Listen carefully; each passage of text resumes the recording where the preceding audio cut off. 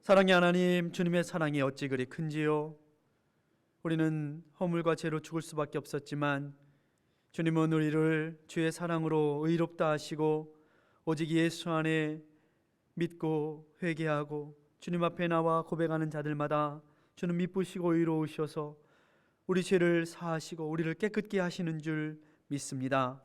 사랑하는 성도들, 여전히 연약하고 부족하지만 세상의 모든 무거운 짐과 우리의 허물들을 주님 앞에 내어놓고 나아싸우니 우리를 긍휼히 여겨주시고 불쌍히 여겨주시어서 주여 우리를 깨끗이 씻어주시고 주여 위로하시고 세임 주시고 능력 주시고 하나님의 말씀으로 새롭게 하여 주시어서 온전히 하나님의 자녀들이 진정 이 시간에 기쁨과 감사의 찬양으로 회복되어지는 귀한 시간 될 수 있도록 주님 도와주시옵소서. 우리의 심령 가운데 성령 하나님 특별히 이 시간 말씀으로 말씀하여 주시고 깨닫게 하실 때에 우리의 마음이 열려 주의 말씀에 아멘으로 화답하게 하시고 또한 그 말씀대로 살아드리는 믿음의 사람들이 다 될 수 있도록 주여 도와주시옵소서. 모든 영광을 주님께 올려드립니다. 예수님의 이름으로 기도드립니다. 아멘. 할렐루야. 오늘 우리에게 주시는 하나님의 말씀을 함께 찾습니다. 하나님의 말씀은 신약 성경 요한 1서 4장 10절로 21절까지의 말씀입니다.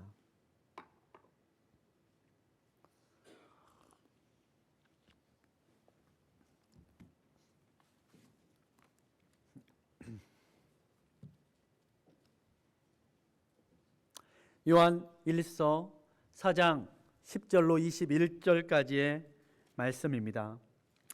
저와 여러분이 천천히 한 목소리로 읽었으면 좋겠습니다. 사랑은 여기에 있으니 우리가 하나님을 사랑한 것이 아니요 오직 하나님이 우리를 사랑하사 우리 죄를 위하여 화목제로 그 아들을 보내셨음이니라. 사랑하는 자들아, 하나님이 이같이 우리를 사랑하셨은즉 우리도 서로 사랑하는 것이 마땅하도다. 어느 때나 하나님을 본 사람이 없으되 만일 우리가 서로 사랑하면 하나님이 우리 안에 거하시고 그의 사랑이 우리 안에 온전히 이루느니라. 그의 성령을 우리에게 주심으로 우리가 그 안에 거하고 그가 우리 안에 거하시는 줄을 아느니라. 아버지가 아들을 세상의 구주로 보내신 것을 우리가 보았고 또 증거하노니 누구든지 예수를 하나님의 아들이라 시인하면 하나님이 저 안에 거하시고 저도 하나님 안에 거하느니라. 하나님이 우리를 사랑하시는 사랑을 우리가 알고 믿었노니 하나님은 사랑이시라. 사랑 안에 거하는 자는 하나님 안에 거하고 하나님도 그 안에 거하시느니라.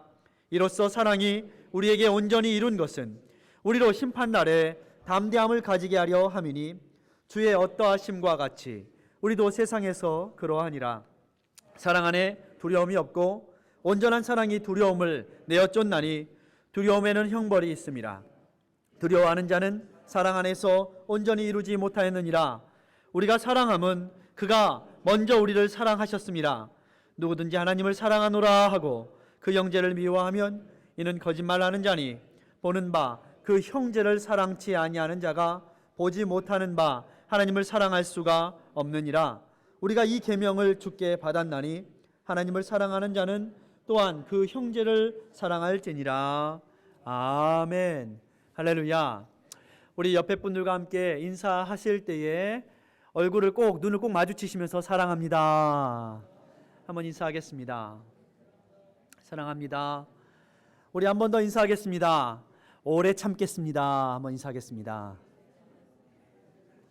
예. 사랑은, 하나님의 사랑은 사랑합니다에서 끝나는 것이 아니라 오래 참음으로 시작합니다.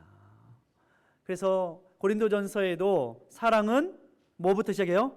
오래 참고. 사람의 사랑은 오래 참지 못합니다. 내 눈에 보기 좋고 내 마음에 들으면 좋아하고 사랑하는 듯 하다가도 금방 내 눈에 안 차면 미워합니다. 그런데 하나님의 사랑은요, 사랑합니다 하고 나서 오래 참습니다. 이것이 하나님의 사랑의 시작입니다. 세상의 모든 사람들은 사랑에 목마른 것 같습니다. 그래서 사랑받기 원하고 또 사랑하기 원하고, 그래서 그 사랑에 목말라서 늘 사랑을 찾습니다. 사랑받기를 원합니다. 그 사랑이 내 마음속에 그 사랑받았다라는 느낌이, 그 감동이 차지 않으면 사람은 어떻게 해요? 그 사랑을 찾아서 이것도 바꿔보고 저것도 바꿔보고 환경도 바꿔보고 사람도 바꿔보고 다 바꿔봅니다. 이게 바로 사람의 모습입니다. 그런데 오늘 성경은 진짜 그렇게 사람들이 찾아 헤매고 있는 참사랑, 진짜 사랑이 어디에 있다고요? 어디에 있다고요? 사랑은 여기에 있으니, 성경 말씀에 여기에 있다라는 말씀은 바로 하나님의 사랑, 하나님이 예수 그리스도를 보내신 그 사랑에 있으니 라고 우리에게 말씀하고 있습니다. 그러므로 우리는 찾아 헤맬 필요가 있어요, 없어요? 없습니다. 왜냐하면 여기 있기 때문에. 그럼 우리가 여기서 배우면 되는 것입니다. 저는 여러분 오늘 이 자리를 보면서 여러분 누가 보일까요? 하나님. 맞습니다. 하나님이 보였으면 좋겠는데 하나님이 여러분을 통해서 하나님을 보게 만드세요. 여러분을 통해서. 저는 그래서 여러분 오늘 아침에 이렇게 기도하면서도 또 아침에 앉아서 찬양하면서도 누가 보이냐면 사실은 안 나온 사람이 보여요. 제 마음속에는 안 나온 사람이 보여요. 그렇다고 해서 여기 나오신 분들 제가 안 사랑할까요? 사랑하죠.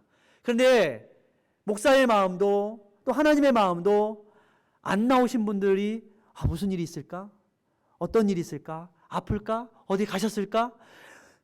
별 생각을 다 하는 거예요. 아마도 저는 그런 생각이 드는 거예요. 탕자의 아버지도 아들이 집에도 있었잖아요. 아들이 큰아들도 있었지만 그 아버지의 마음이 어땠을까 생각해 보면 집 나간 아들에 대한 마음이 있었던 것 같아요. 저도 오늘 여러분 다 사랑합니다. 여기 나오신 분들 얼마나 제가 사랑하는지 몰라요. 사랑합니다. 그런데요, 안 나오신 분들에 대한 생각이 있는 거예요. 여러분도 어때요? 자식들, 안 아픈 자식도 사랑하죠? 근데 아픈 자식 어때요? 사랑해요, 안 사랑해요? 더 많이 생각하게 되는 거예요. 걱정하게 되는 거예요. 집안에 같이 사는 자녀도 있지만 집에서 멀리 떨어져 있는 자녀들은 항상 어때요? 생각하게 되는 거예요. 무슨 일이 있지 않나? 걱정하면서. 우리 주님이 잃어버린 자들을 찾으러 오십니다. 우리는 오늘 아침에 옆에 분들과 함께 사랑합니다 라고 인사했지만 우리가 고백했던 그 사랑의 한계를 알아요, 몰라요? 얼만큼 우리는 사랑하죠? 사실은 우리가 고백하는 그 사랑이 베드로와 같은 고백인 걸 알아요. 사랑합니다 라고 고백하면서도 예수님은 우리를 어떻게 사랑해요? 아가페에 조건 없는 크신 사랑으로 사랑하지만 우리가 고백하는 사랑은 겨우 내가 이익될 때 사랑하는 그 정도의 친구를 사랑하는 필레오의 사랑 정도인 것을 우리는 잘 알고 있어요. 그래서 우리는 그 사랑합니다라는 고백 가운데 또 하나를 덧붙입니다. 주님이 오래 참으신 것처럼 저희도 사랑하겠습니다. 오래 참겠습니다. 저는 한 주간 그 사랑이 무엇일까에 대해서 말씀을 통해서도 또 여러 위대한 신앙의 인물들을 통해서도 한번 어떤 것이 정말 주님이 말씀하시는 사랑일까에 대해서 고민하면서 이 말씀을 읽고 또 여러 사람들의 책을 읽으면서 또 생각하고 묵상하면서 오늘 사랑이 주님이 말씀하시는 사랑이 무엇일까 한번 생각해 보았습니다. 16세기에 여러분 팡세라는 책을 지은 사람이 누군지 아시죠? 팡세, 파스칼.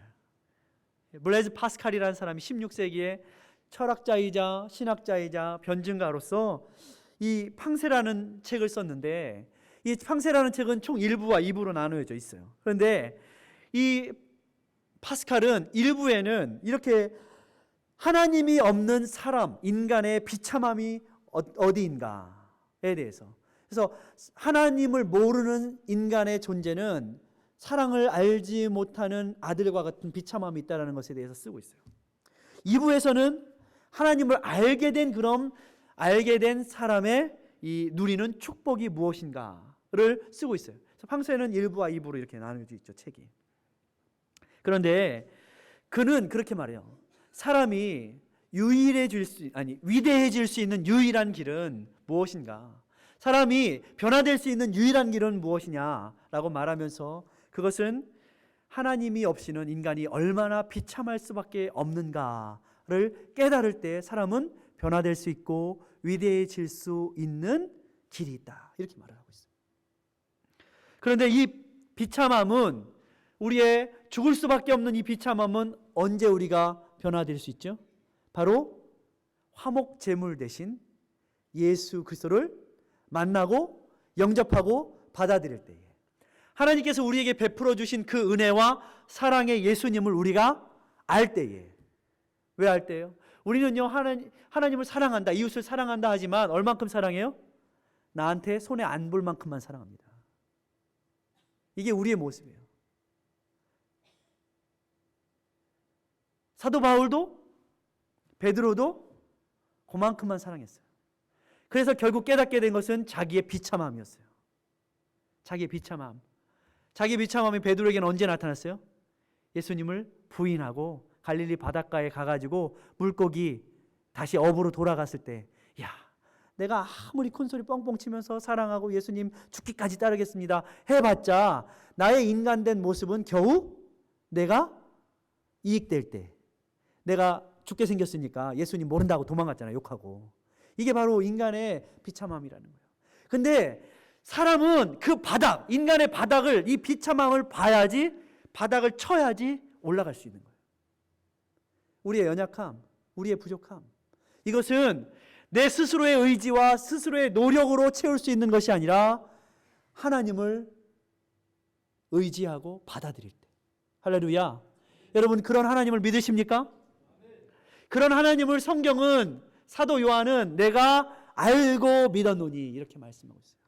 그 하나님의 사랑을 알고 믿게 되었노니. 16절에 오늘 말씀하고 있죠. 저와 여러분, 그런데 이러한 변화가 언제 온다고요? 우리의 의지, 우리의 노력으로는요, 얼만큼 노력할까요? 우리는?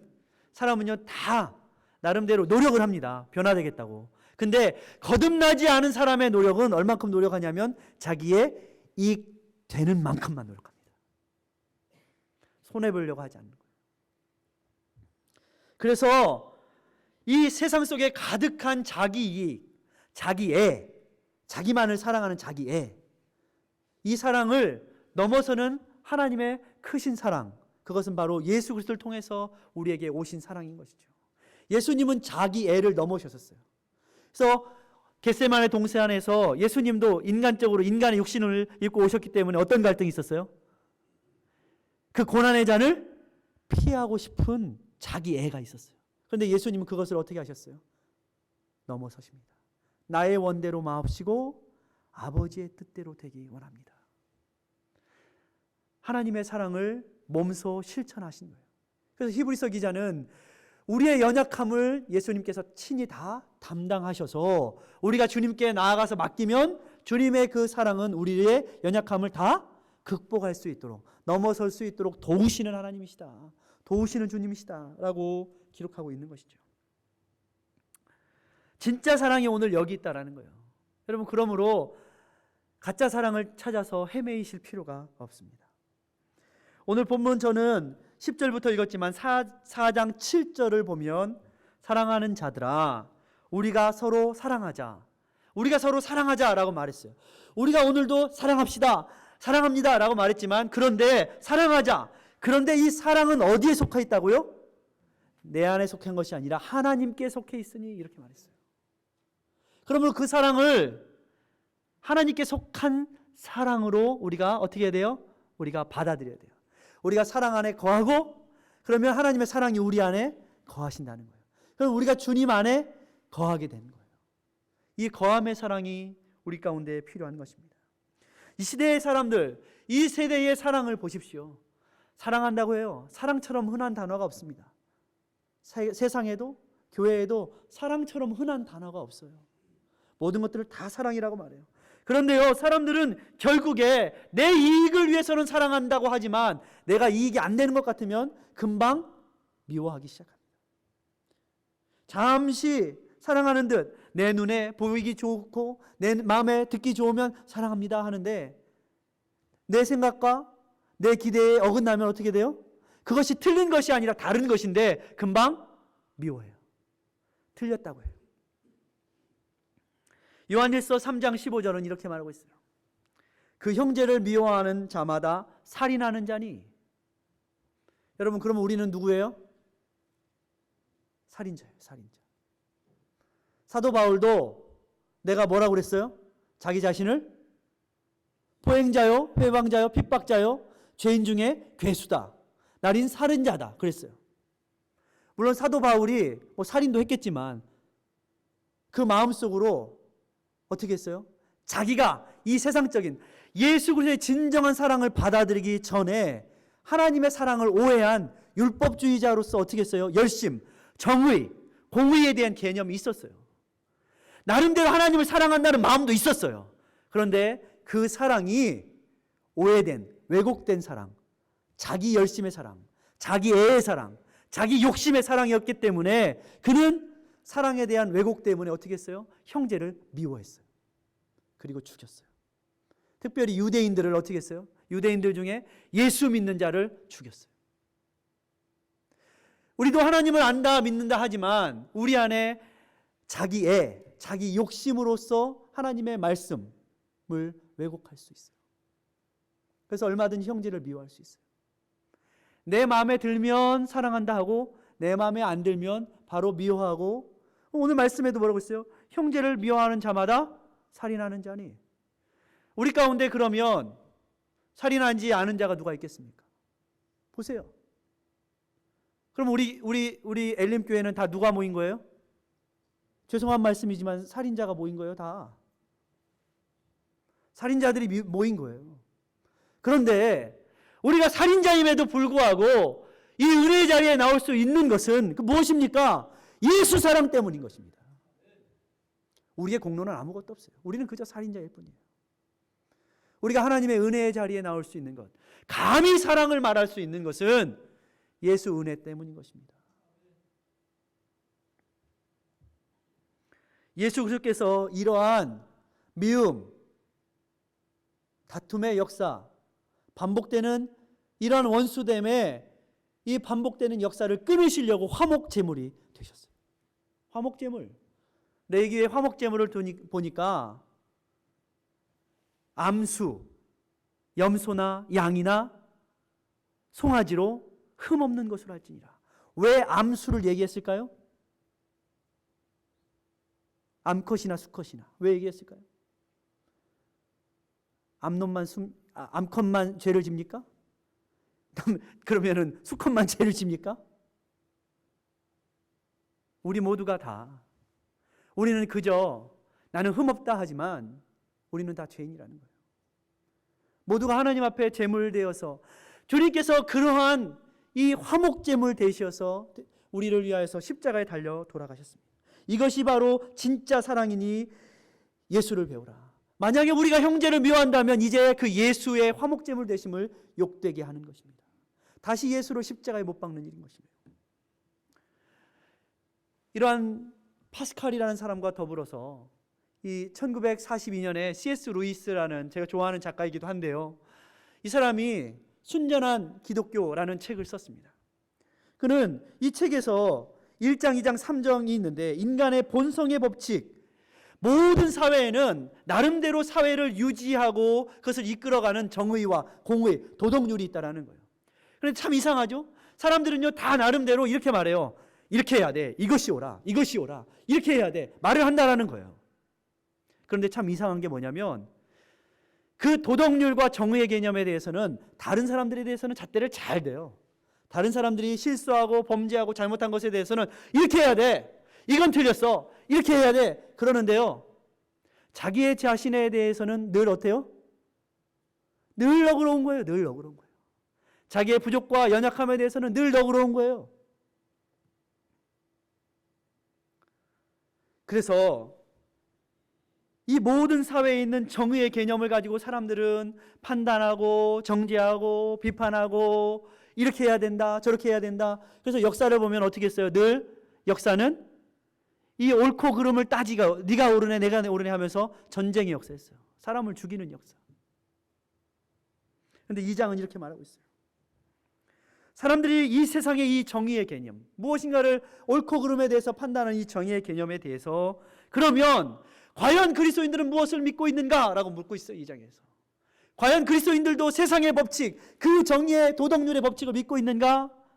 그러면서 예수 믿는 사람들의 정의는 바로 이 세상에서 제시하는 정의가 아닌 하나님께서 제시하는 충격적인 갈림길이 있다. 충격적인 갈림길이 뭘까요? 하나님은 이 땅의 정의의 개념이 아닌 하나님의 은혜의 충격의 갈림길을 우리에게 제시한다. 이렇게 말하고 있어요. 여러분, 하나님은 참 놀라우신 하나님이십니다. 우리는 어떻게 말해요? 많이 죄짓고, 우리 많이 죄짓고 하나님이, 예수님이 용서해 주셨잖아요. 누가 더 많이 용서받았을까요? 여러분, 누가 더 많이 용서받았어요? 조금 죄진 사람이 용서 많이 받았을까요? 많이 죄진 사람이 용서받았을까요? 성경에 바울이 뭐라고 말하죠? 많이 죄 지은 사람, 죄가 더한 곳에 은혜가 더한다 그랬어요. 그렇죠? 많이 죄 짓는 사람 은혜 더 많이 받았잖아요. 그런데 내가 많이 은혜 받고 많이 죄 졌고도 많이 은혜 받아서 하나님의 사랑을 받았는데 아무도 세상 사람 속에서 하나님한테 불평하는 사람이 없어요. 하나님 불공평하잖아요. 왜 나한테 이렇게 많이 용서해 주세요? 이렇게 얘기하는 사람 못 봤어요, 제가. 왜 하나님 저 조금만 용서해 주시라니까요. 불공평하게 왜 날 많이 용서해 주세요?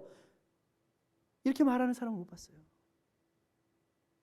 나는 많이 용서받았는데 항상 우리의 관심은 뭐예요? 형제와 자매의 조금 잘못한 것에 대해서 우리는 지적할 줄 알면서 하나님이 나를 많이 용서해 주셨는데도 불구하고 하나님한테 불공평하잖아요 말하지는 않는다는 얘기예요. 이게 바로 은혜라는 거예요. 은혜. 은혜가 충격적인 갈림길이라는 거예요. 세상적인 기준으로 따지자면 누가 더 많이 죄진 내가부터, 많이 죄지은 내가, 살인자인 내가부터 정죄함을 받아야 되지 않겠습니까? 그런데 우리는 나 자신에 대해서, 살인죄를 저지른 나 자신에 대해서는 아주 너그러워요. 아무렇지도 않아요. 그런데 형제와 자매의 부족과 연약함에 대해서는 우리는 어떻게 해요? 세상의 정의와 도덕률을 가지고 따져요. 그래서 우리는 어떻게 해야 돼요? 진정한 예수를 믿는 사람들이 무엇을 믿는가? 이렇게 묻고 있어요. 그럼 그리스도인들은 무엇을 믿는가? 그리스도인들이 뭘 믿어요? 세상의 정의를 믿어요? 다짜고짜 끝까지 찾아가서 옳고 그름을 가리고 따지는 그 정의를 예수 믿는 사람들이 믿어요? 아니죠. 예수 믿는 사람들의 기준은 하나님께서 우리에게 충격적으로 제시한 갈림길에 있는 그 뭐를 믿어요? 우리는 은혜를 믿는 거예요. 사랑을 믿는 거예요.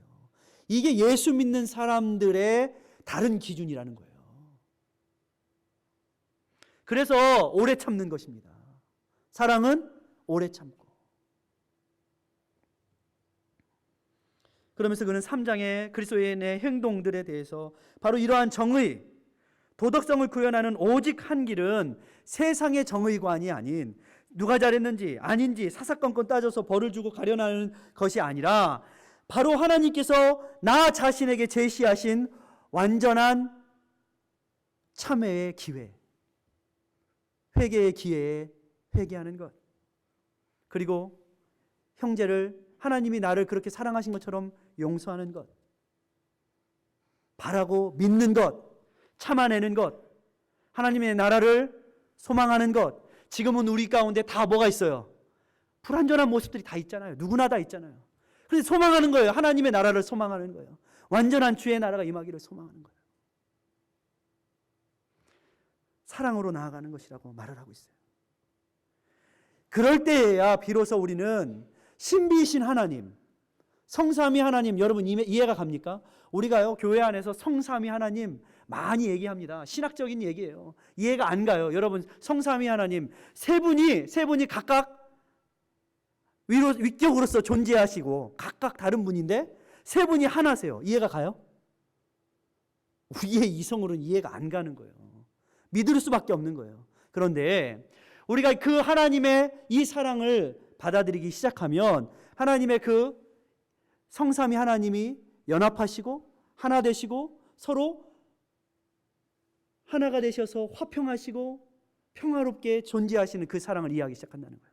사람은 이해가 안 가요. 왜? 사람은 셋이 모이면 어떻게 해요? 두 사람이 친구하고 한 사람은 친구 안 하잖아요. 꼭 셋이 모이면 둘일 때는 괜찮아요. 그런데 한 사람 셋이 때는 참 이게 어려운 거예요. 어느 곳에나 있어요. 그런데 삼위 하나님이 연합하시고 하나 되시는 것. 우리가 예수 사랑을 받아들여서 그 사랑을 깨닫기 시작하면 성삼위 하나님의 연합과 일치를 비로소 이해하기 시작하고, 그러한 연합과 일치와 함께 일하심이 무엇인지 그 공동체성을 이해하기 시작한다는 거예요. 여러분 어떠십니까? 진정한 화목, 진정한 사랑, 진정한 하나됨, 그것은요 우리가 죽었다 깨나도 이해할 수 없는 것이지만 예수 사랑을 깨닫게 되면 알게 돼요. 집 나간 아들이 귀하다라고 말하는 그 아버지의 사랑이 무엇인지 알게 되면 알게 되는 거예요. 그는 기독교적 사랑에 대해서 자세히 말을 하고 있어요. 기독교적인 사랑의 의미는 감정이 아닙니다. 우리의 감정은요 아침 저녁으로 변하잖아요. 저 사람이 사랑스러웠다가, 저 사람이 갑자기 미워졌다가, 저 사람이 마음에 들었다가 안 들었다가, 누구도 그래요? 옆에 있는 짝꿍도 그러잖아요. 여러분 어떠세요? 사랑합니다 말했지만 옆에 있는 짝꿍들도 어때요? 사랑합니다 말하지만 우리는 오래 참지 않으면 어때요? 오래 참지 않으면 안 돼요. 그것뿐만이 아닙니다. 솔직히 생각해보면 나 자신도 나는 되게 많이 사랑하잖아요, 스스로. 근데 여러분을 포기합니까? 포기 안 하죠. 왜 안 해요? 솔직히 말하면 내 안에, 여러분 안에 다 만족해요? 다 만족해요? 미스 코리아들도요 거울 앞에 서면 만족스럽지 않은 부분들이 있대요. 그래가지고 꼭 고치잖아요. 다 만족스럽지 않은 거예요. 그러나 우리는 우리 자신에 대해서 애착을 가집니다. 그런데 그 애착도 내 방식대로의 애착은 잘못된 애착과 잘못된 방향으로 갈 수 있다는 거예요. 그래서 우리는 누구한테 배워야 돼요? 내 방식이 아닌 하나님의 방식으로 배워야 합니다. 이 사랑은 내 감정과 내 느낌의 사랑이 아닌 예수 그리스도를 받아들인 의지의 상태. 그건 뭐냐면 내 의지, 내 과거의 내 욕심과 내 집착의 의지가 아닌 하나님의 의지를, 하나님의 뜻을 내가 받아들여서 그 말씀 안에 거하여 사랑하기 시작한다는 거예요. 이 배움은요 저는요 머리가 아닌 가슴으로 배워야 된다고 믿습니다. 예수님께 배워야 합니다. 무조건 노력한다고 세상에서 얻어지는 것이 아니에요. 자꾸 사람이 노력하면 노력할수록 자꾸 사람은 뭘 나눠요? 공의와 사랑을. 이것 공의와 사랑은 항상 동전의 양면과 같은데 자꾸 그것을 반쪽으로 나눠요. 이원론. 그래서 한국 사람들이 잘하는 게 뭐예요? 바둑판처럼 흑백으로 자꾸 나눈다는 거예요. 흑백 논리로 모든 것들을. 그래서 그는 우리에게 어떻게 해요? 우리가 자꾸 이렇게 율법주의, 자기의 애착, 고집으로 빠져 있을 때에 우리에게 하나님의 방법대로 이해가 안 갈지라도, 우리의 생각과 우리의 상식으로는 이해가 안 갈지라도 하나님이 말씀하시는 대로 해봐라 이렇게 말하고 있어요. 그래서 행동 요령으로 이렇게 말하고 있어요. 자신이 이웃을 사랑하나 사랑하지 않나 여러분 고민하지 마십시오. 이렇게 말해요. 고민하느라고 시간 낭비 말고 그냥 그를 사랑한다고 치고 행동하십시오. 그러면 곧 위대한 비밀 하나를 발견하게 될 것입니다. 어떤 사람을 사랑한다 치고 행동하면 얼마 지나지 않아 진짜로 그를 사랑하게 된다는 비밀 말입니다. 사랑할 만하니까 사랑하는 것이 아니라 사랑하니까 사랑할 만해진다는 거예요. 부모가, 여러분 우리의 삶도 부모가 자녀를 위해 어떻게 해요? 위험에 처해 있을 때 어떻게 해요? 두려움이 없이 사랑하잖아요. 그런 것처럼 아무 생각 없이 자녀니까 사랑하라는 거예요. 우리의 형제니까 사랑하라는 거예요. 부족함이 있어요, 없어요? 형제에게 있어요. 여러분 현미경을 자꾸 갖다가 놓으면 부족한 부분이 더 보이기 시작해요. 우리에게 뭘 빼야 돼요? 현미경 같은 것은 집어치워야 되는 거예요. 형제를 바라볼 때. 성경 말씀에, 오늘 말씀에 사랑은 두려움을 내어 쫓는다. 사랑하지 않으면 자꾸 두려움이 생깁니다. 미워하면 자꾸 두려움이 생겨요. 미워하게 되면 야, 저 사람이랑 나 눈 마주치면 어떡하지? 이런 두려움이 생겨요. 저 사람이 나한테 와가지고 악수하자고 하면 어떡하지? 이런 두려움이 생겨요. 그런데 사랑하면 두려움이 없습니다. 사랑하면 두려움을 내어 쫓습니다. 저는 가끔 그런 기사를 보고 놀랍니다. 어떤 어머니가 아이가 자동차에 치였다고 자동차를 혼자서 번쩍 들었대요. 여러분, 이게 가능한 얘기입니까? 불가능하잖아요, 상식적으로. 근데 그런 일이 세상에 있어요. 왜일까요? 사랑의 기적이 있기 때문에 그렇습니다. 지진 속에서 지진이 나가지고 땅에 파묻혔어요. 다 파묻혔어요. 살 수 있어요? 그 지진 속에서, 벽돌더미 속에서, 흙 속에서? 그런데 며칠이 지났는데 아이가 살아났어요. 왜요? 엄마가 이 아이를 꼭 품에 끌어안고 자기는 죽었는데 아이를 살린 거예요. 불가능한 일들이 사랑 때문에 일어나고 있는 거예요. 우리가 죽었는데, 우리의 영혼이 죽었는데 불가능한 일이에요. 어떻게 죽은 자가 살아납니까? 그런데 예수께서 우리를 사랑하심으로 기적이 일어나는 거예요. 사랑이 여기에 있는 거예요. 빌립보서 1장 8절에도 내가 예수 그리스도의 심장으로 너희 무리를 얼마나 사랑하는지 하나님이 내 증인이시라. 여러분, 우리는 다 심장 이식 수술을 받아야 되는 사람들입니다. 무슨 심장으로? 예수 심장으로. 예수 심장으로. 영적인 법칙은요, 이 똑같은 영적인 법칙이 정반대로 흐르기도 한다고 합니다. 무섭게 작용하는 거예요. 독일인들이 유대인들을 몇 명 죽였어요? 600만 명을 죽였어요. 처음엔 유대인들이 저것들이 없어져야지 내가 살아, 저것들이 죽어야지 우리가 제일 똑똑한 민족이라고 인정받아. 어떻게 했어요? 독일인들이 유대인들을 다 잡아 죽였어요. 처음엔 미워했기 때문에 학살했어요. 그런데 나중에는 그들을 학대했기 때문에 점점 더 미워하게 되는 거예요. 잔인해질수록 더 미워하게 되고, 미워하게 될수록 더 잔인해지는 악순환이 점점 더 계속되는 거예요. 그래서 선과 악은 복리로 증가한대요. 복리. 여러분, 예금 넣고 복리로 증가하기 원하죠?